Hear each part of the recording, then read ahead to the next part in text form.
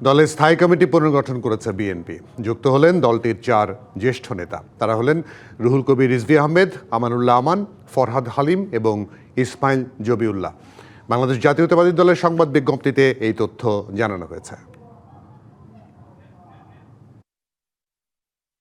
বিকেলে দলের পক্ষ থেকে পাঠানো এক বিবৃতিতে এ তথ্য জানানো হয়। এতে রুহুল কবির রিজভী আহমেদ, আমানুল্লাহ আমান, ডাক্তার ফরহাদ হালিম ডোনার ও ইসমাইল জবিউল্লাহকে বিএনপির স্থায়ী কমিটিতে অন্তর্ভুক্ত করার কথা বলা হয়। নতুন 4 জন সহ এখন স্থায়ী কমিটির সদস্য সংখ্যা দাঁড়িয়েছে 17 জনে। তাদের মধ্যে রিজভী এতদিন জ্যেষ্ঠ যুগ্ম মহাসচিবের দায়িত্বে ছিলেন। রুহুল কবির রিজভী এতদিন বিএনপির সিনিয়র যুগ্ম মহাসচিব পদে দায়িত্ব পালন করে আসছিলেন। এর আগে যুগ্ম মহাসচিব পদে ছিলেন। সাবেক রাকসু ভিপি রিজভী ছাত্র জীবন শেষে জাতীয়তাবাদী স্বেচ্ছাসেবক দলের সভাপতির দায়িত্ব পালন করেন। আমানুল্লাহ আমান এতদিন বিএনপি চেয়ারম্যানের উপদেষ্টা পদে ছিলেন। 90-এ স্বৈরাচার বিরোধী গণ আন্দোলনে তার উত্থান। তিনি ডাকসু ভিপি পদে জয়ী হয়েছিলেন। পরবর্তীতে বিএনপির ছাত্র বিষয়ক সম্পাদক ও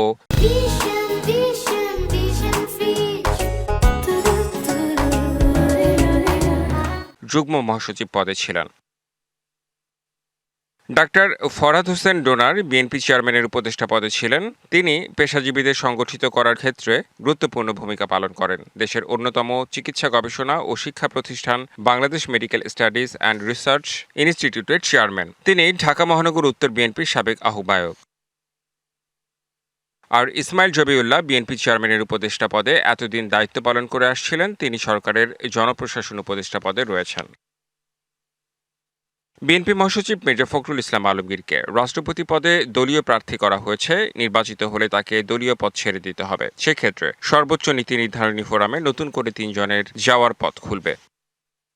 দলের বিজ্ঞপ্তিতে বলা হয়, সাংগঠনিক গতিশীলতা বৃদ্ধির লক্ষ্যে তাদেরকে স্থায়ী কমিটিতে মনোনীত করা হয়েছে। নেতারা তাদের মেধা ও বিচক্ষণতার মাধ্যমে সুচিন্তিত পরামর্শের মধ্য দিয়ে সর্বোচ্চ নীতি নির্ধারণী ফোরামে দল ও জনগণের পক্ষে গুরুত্বপূর্ণ সিদ্ধান্ত গ্রহণে অবদান রাখবেন বলে আশা করে BNP. Redwan Ahmed, DBC news, Dhaka. বিষয়টি নিয়ে আলোচনা করার জন্য আমাদের সঙ্গে এই মুহূর্তে অতিথি হিসেবে যুক্ত হয়েছেন রাজনৈতিক বিশ্লেষক অধ্যাপক কাজী মাহবুবুর রহমান। অধ্যাপক মাহবুবুর রহমান, আপনাকে স্বাগত জানাই। মোটামুটি এই 4 জনের মধ্যে রুহুল কবির রিজভী আহমেদ, আমানুল্লাহ আমান, এই 2 নেতাকে মোটামুটি সবাই চেনে। ইসমাইল জবিউল্লাহকে অন্তর্বর্তী সরকারের সময়ে সংস্কার কমিশনের আলোচনায় মোটামুটি সবাই চিনেছে, কিন্তু ফরহাদ হালিমকে সাধারণ মানুষ খুব একটা চেনে না। যাই হোক, এই 4 জনের সংযুক্তিকে আপনি কিভাবে ব্যাখ্যা করবেন বা বিশ্লেষণ করবেন? আপনাকে ধন্যবাদ আমাকে ইনভাইট করার জন্য। আসলে আপনি যারা পেশাজীবী ফোরামগুলোর সাথে জড়িত বিএনপির, তারা ফরহাদ হালিম ডোনারকেও চিনেন সবাই। হয়তো মাঠ লেভেলে কতটা পরিচয় আছে আমি জানি না, কিন্তু পেশাজীবীদের মধ্যে ওনার একটা গ্রহণযোগ্যতাও আছে, পরিচিতও আছে। ইসমাইল জবিউল্লাহ ওনাকে আছে এবং গ্রহণযোগ্যতা আছে। আর আপনি তো জানেন, দীর্ঘদিন যাবৎ যে লড়াইটা করে আসছেন রুহুল কবির রিজভী আহমেদ, তিনি তো বিএনপি অফিস আগলে রাখতেন। সো এই আপনি নিজেও বলেছেন, এখন যারা যারা এসেছেন আসলে তারা সবাই তাদের ত্যাগ এবং দলের প্রতি তাদের কমিটমেন্ট, কন্ট্রিবিউশন থেকেই এসেছেন। আমি তাদের মোটামুটি সবাইকেই চিনি। এরা প্রত্যেকেই ত্যাগী নেতা কর্মী বিএনপির জন্য। এখন ব্যাপার হলো যে বিএনপি এখন এটা কেন করলো? বিএনপি একটা গণতান্ত্রিক দল। অন্যান্য দলগুলোতে যেমন অভ্যন্তরীণভাবে পরিবর্তন হয় না, বিএনপিতে পর্যায়ক্রমেই পরিবর্তন হয়। আপনি দেখেছেন আগেও কিন্তু সালাউদ্দিন আহমেদকে অন্তর্ভুক্ত করা হয়েছে, জাহিদ ভাইকে অন্তর্ভুক্ত করা হয়েছে। তো ওনারা কিন্তু আগেও ইনক্লুডেড হয়েছিলেন। তো স্থায়ী কমিটিটা কিন্তু প্রায়ই পরিবর্তিত হয়, একটু ঘন ঘনই হয়। আর বিএনপিতে আপনি জানেন যে সিদ্ধান্ত গ্রহণ প্রক্রিয়াটা চূড়ান্তভাবে নির্ধারণ করে স্থায়ী কমিটি। সবকিছু স্থায়ী কমিটিতে আলোচনা করেই করতে হয়। যেহেতু মির্জা ফখরুল ইসলাম আলমগীর নাম এসেছে রাষ্ট্রপতি পদে, আমার কাছে মনে হয় এটা একটা প্রেক্ষাপট ছিল। আর কিছু স্থায়ী কমিটির পদ শূন্যও ছিল। সবকিছু মিলিয়ে বেশ কয়েকজনে একবারই স্থান দেওয়া হয়েছে স্থায়ী কমিটিতে। এখন স্থায়ী কমিটির একটা পরিপূর্ণতা আসছে। আশা করছি এই স্থায়ী কমিটি, পরিপূর্ণ স্থায়ী কমিটি বাংলাদেশের গণতন্ত্র প্রতিষ্ঠায় এই বিএনপি সরকারকে সফল করার জন্য তারা কাজ করতে পারবে। এর মধ্যে রুহুল কবির রিজভী আহমেদের ছেড়ে দেওয়া পদ হবে সিনিয়র যুগ্ম মহাসচিব।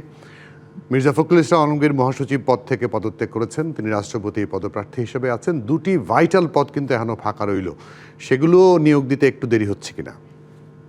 দেরি হচ্ছে না, আসলে তো মাত্র ওনাদেরকে এখন স্থায়ী কমিটিতে দেওয়া হলো, তো আবারও তো দলের অন্যদের মধ্য থেকে যারা এই দুইটা পদে নিজেদেরকে কোয়ালিফাই করেন তাদেরকে একটু বাছাই করতে হবে। বিএনপি কিন্তু খুব সিরিয়াসলি দেখছে কন্ট্রিবিউশনটাকে। আমি দেখছি এই 4 জনের স্থায়ী কমিটিতে আসার মধ্য দিয়ে বিচার করলে দেখা যায় যে আমরা যদি অ্যাসেসমেন্ট করি, ক্লিয়ার আমাদের কাছে বার্তাটা যে বিএনপি যেনতেন ভাবে কাউকে আর পদ দিচ্ছে না, দলের মধ্যে অন্তর্ভুক্ত করছে না। কারণ বিএনপি আসলে তো এখন অত্যন্ত মেচিউরড একটা দল, লম্বা সময় সে পাড়ি দিয়েছে, প্রায় 4 দশক। এখন বিএনপি এই লড়াইয়ে যারা দীর্ঘ সময় ধরে তার পাশে ছিল, যে নেতাকর্মীরা বিএনপির সাথে কোনো প্রতারণা করে নাই, অথবা দলের নেতাকর্মীদের সাথে প্রতারণা করে নাই, যাদের আচরণ ভালো, দলের কাছে যারা গ্রহণযোগ্য, নেতাকর্মীদের কাছে যারা গ্রহণযোগ্য, সাধারণ মানুষের কাছে যারা গ্রহণযোগ্য, তাদেরকে দল সামনে নিয়ে এসছে এই 4 জনের মাধ্যমে। আমার মনে হচ্ছে যে যেহেতু মাত্র এই 4 জন দলে আসলেন, স্থায়ী কমিটিতে এসেছেন, এখন ওনাদের মধ্যে যে 2 জনের পদ খালি হচ্ছে, এই 2 জন সহ আরো যে সকল শূন্য পদ আছে সেখানেও আমার মনে হয় পরিবর্তন আসবে। কারণ বিএনপি দল গঠনে মনোযোগ দিচ্ছে, যেহেতু সামনে আপনি জানেন কাউন্সিল আছে, সামনে আবার আপনার স্থানীয় সরকার নির্বাচনের ব্যাপার আলাপ শোনা যাচ্ছে। সবকিছু মিলিয়ে আবার সরকারের ক্ষেত্রেও অনেকেই বলছিল যে সরকার এবং দলের যে পার্থক্য তৈরি করা, সেটাও কিন্তু বোধহয় গুরুত্ব পেয়েছে এই জায়গাগুলোতে।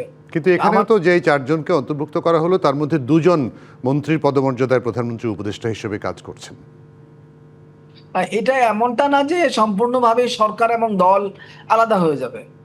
সরকারের সিদ্ধান্ত সরকার নেবে, দলের সিদ্ধান্ত দল নেবে। আর দলের আহ, কেউ যে দলে দায়িত্ব থাকার পরে যে সরকারে থাকতে পারবে না, এটা এরকমটা না। কিন্তু সিদ্ধান্তগুলো দল হিসাবে নিতে পারা, আবার সিদ্ধান্তগুলো সরকার হিসাবে নিতে পারা, এই পার্থক্যটা করা জরুরি। তবে সবাই যদি সরকারে যারা আছেন তারা সবাই যদি আবার দলে থাকেন, এটা ঠিক হবে না। আর দলের এমন কিছু লোক থাকতে হবে যারা আসলে সরকারে নাই, দলটা যেন সরকারকে প্রেশার ক্রিয়েট করতে পারে সরকারটাকে লাইন আপে রাখার জন্য, সেটাও কিন্তু জরুরি। তো আমার কাছে মনে হচ্ছে সামনে হয়তো এই ধরনের মুখ আসবে, যে মুখগুলো আসলেই সরকারে নাই কিন্তু দলে তারা কন্ট্রিবিউট করতে পারবে, লিড দিতে পারবে। এখন দলের প্রধান হিসেবে জনাব তারেক রহমান বর্তমান প্রধানমন্ত্রীকে এটা মনোযোগ দিতে হবে যে তিনি যেন দলটা যেন একটা প্রেশার দিতে পারে সরকারকে, চাপে রাখতে পারে সরকারকে, সেই জায়গায় এমন ভাবে দলটা তৈরি করা। সেটাই কখনো সম্ভব, কখনো হয়? মানে দল, আমার কাছে মনে হয় যেই দল সরকারে আছে সেই দলের নেতারা দলকে চাপে রাখবে, এটা কি মানে বাংলাদেশের পার্সপেক্টিভে সম্ভব কিনা?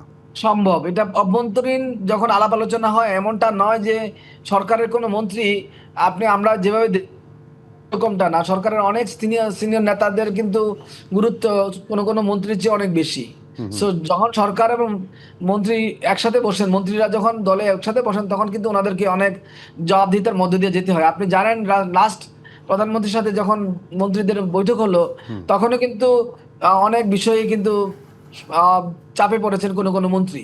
সো এটা মনে করা কিছু নেই যে সরকারে কেউ গিয়েছে বিদায় তিনি দলের উপরে কর্তৃত্ব খাটাবেন, বরং দলে কর্তৃত্ব খাটাবে সরকারের উপর। এই অবস্থাটা বিএনপিতে এখন আছে জি, অভ্যন্তরীণ একদম পরিষ্কার। অধ্যাপক কাজী মাহবুব, আপনাকে অনেক ধন্যবাদ, কৃতজ্ঞতা আমাদেরকে সময় দেওয়ার জন্য। আপনাকেও ধন্যবাদ।